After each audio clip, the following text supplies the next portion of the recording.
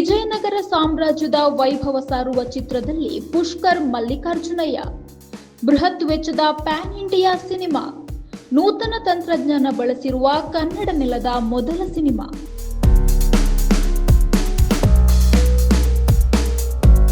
ಗೋಧಿ ಬಣ್ಣ ಸಾಧಾರಣ ಮೈಕಟ್ಟು, ಕಿರಿಕ್ ಪಾರ್ಟಿ, ಅವನೇ ಶ್ರೀಮನ್ನಾರಾಯಣ, ಅವತಾರ ಪುರುಷ ಸೇರಿದಂತೆ ಸಾಕಷ್ಟು ಸಿನಿಮಾಗಳನ್ನು ನಿರ್ಮಿಸಿರುವ ಪುಷ್ಕರ್ ಮಲ್ಲಿಕಾರ್ಜುನಯ್ಯ ಇದೀಗ ನಾಯಕ ನಟನಾಗಿ ಹೊರಹೊಮ್ಮಲು ಸಜ್ಜಾಗಿದ್ದಾರೆ.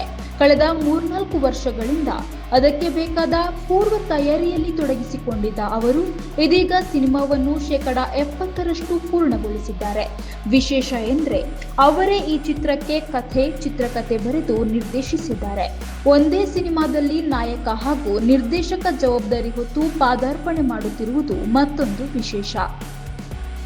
ಮೊದಲ ಸಿನಿಮಾದಲ್ಲೇ ಬೃಹತ್ ವೆಚ್ಚದ ಕರುನಾಡ ಮಹಿಮೆ ಸಾರುವ ವಿಜಯನಗರ ಸಾಮ್ರಾಜ್ಯದ ವೈಭವವನ್ನು ತೆರೆಯ ಮೇಲೆ ಕಟ್ಟಿಕೊಡಲು ಮುಂದಾಗಿದ್ದಾರೆ ಪುಷ್ಕರ್ ಮಲ್ಲಿಕಾರ್ಜುನಯ್ಯ.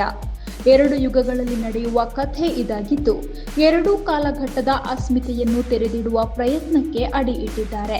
ಹಂಪಿ ಸುತ್ತಮುತ್ತ ಹಾಗೂ ಬೃಹತ್ ಸೆಟ್ ನಿರ್ಮಿಸಿ ಚಿತ್ರೀಕರಿಸಲಾಗಿದೆ. ಹೀಗಾಗಿ ಈ ಸಿನಿಮಾಕ್ಕೆ ವಿಜಯನಗರ ಸಾಮ್ರಾಜ್ಯ ಎಂದು ಹೆಸರಿಡಲಾಗಿದೆ. ಈ ಕುರಿತು ಮಾತನಾಡುವ ಪುಷ್ಕರ್ ಮಲ್ಲಿಕಾರ್ಜುನಯ್ಯ, ಅಕ್ಕಪುಕ್ಕ ವಿದ್ಯಾರಣ್ಯರಿಂದ ಸ್ಥಾಪನೆಯಾದ ವಿಜಯನಗರ ಸಾಮ್ರಾಜ್ಯದ 1565ರ ತಾಳಿಕೋಟೆ ಕದನದಲ್ಲಿ ಪತನವಾಗುವವರೆಗೂ ಸುಮಾರು 250 ವರ್ಷ ನಡೆದ ಕೆಲವು ಮಹತ್ತರ ಘಟನೆಗಳನ್ನು ಈ ಚಿತ್ರದಲ್ಲಿ ಬಿಂಬಿಸಲಿದ್ದೇನೆ. ಕನ್ನಡಿಗರ ಹೆಮ್ಮೆಯ ತಾಯಿ ಭುವನೇಶ್ವರಿ ನೆಲೆ ಹಂಪಿ. ದಕ್ಷಿಣ ಭಾರತವನ್ನು 250 ವರ್ಷ ಒಂದು ಸಾಮ್ರಾಜ್ಯ ಹೇಗೆ ತನ್ನ ಅಸ್ತಿತ್ವ ಕಾಪಾಡಿಕೊಂಡು ಬಂತು ಎಂಬುದು ಒಂದು ಅಂಶವಾದರೆ, 1770ರಲ್ಲಿ ನಡೆಯುವ ಒಂದು ಘಟನೆ ಫ್ಲಾಶ್ ಬ್ಯಾಕ್ನಲ್ಲಿ ಬರುತ್ತದೆ. ಒಟ್ಟಾರೆ ವಿಜಯನಗರ ಸಾಮ್ರಾಜ್ಯದ ಸಾರ್ವಭೌಮವನ್ನು ಪ್ರತಿಬಿಂಬಿಸುವ ಕಥೆಯೇ ಪ್ರಮುಖ ಅಂಶ ಎನ್ನುತ್ತಾರೆ.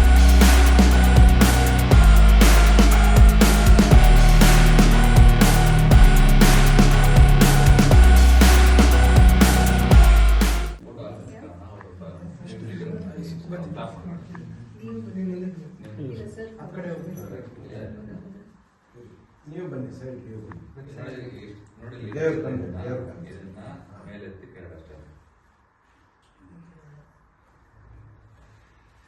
ಓಕೆ ಸರ್, ಸ್ವಲ್ಪ ನೀವು ಕಾಣ್ತಿಲ್ಲ.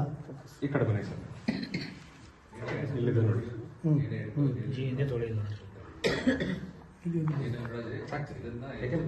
ಎಲ್ಲರೂ ಬರಬೇಕು ಅಂತಾರೆ. ಏನು ರಿಸೆಪ್ಷನ್ ಆಗಿದೆ. Ready sir. Ready. Order. Action.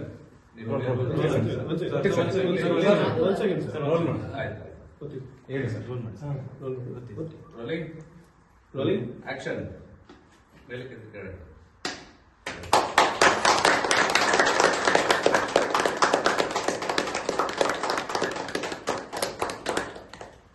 ಜೋರಾಗಿ ಮಾಡಿದ್ದೆ. ಆಗಿದೆಯಾ? ಜೈ Veerabhadra. Okay.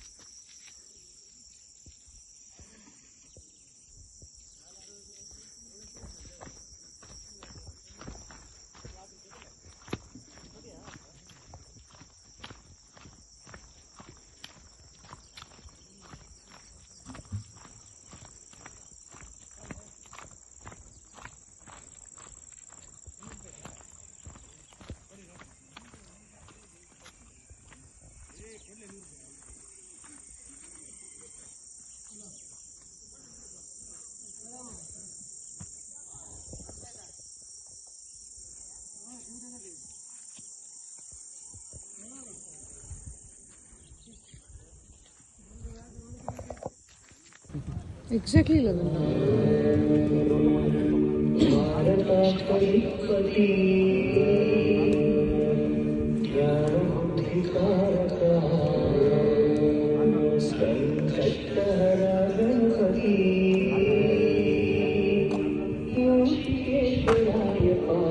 Action. Light. 1, 2, Shift. Focus shift. 4. All lights.